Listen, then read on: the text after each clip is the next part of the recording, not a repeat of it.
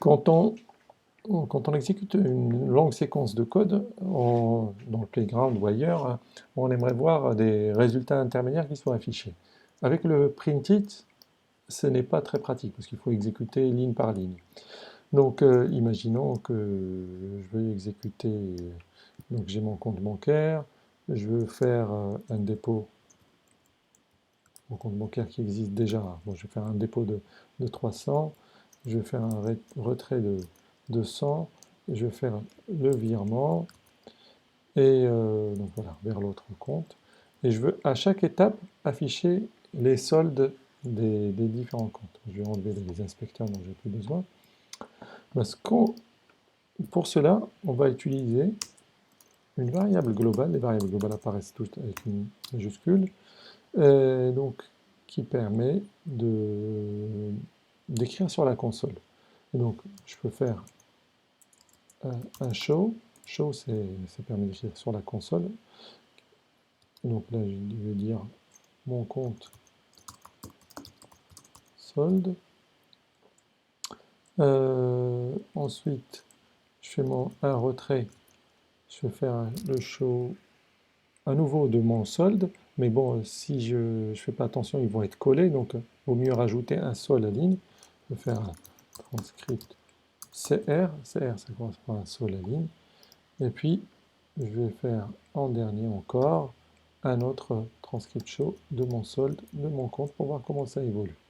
Bon, si je sélectionne tout ça,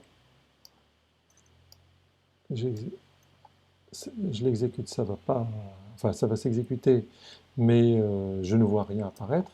Pour voir ce qui se passe, hein, le contenu de la console, ben, en fait c'est l'outil transcript, hein, donc qui a le même nom que la variable globale, et donc on voit apparaître ce qu'on avait fait. Donc on peut le garder ouvert, hein, donc si je refais encore une autre exécution, je vois les choses s'ajouter, hein.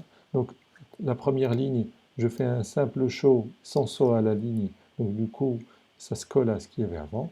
Et puis les différentes expressions, les différentes références au transcript, on fait des sauts à la ligne, les CR, et ça fait, donc l'affichage est propre.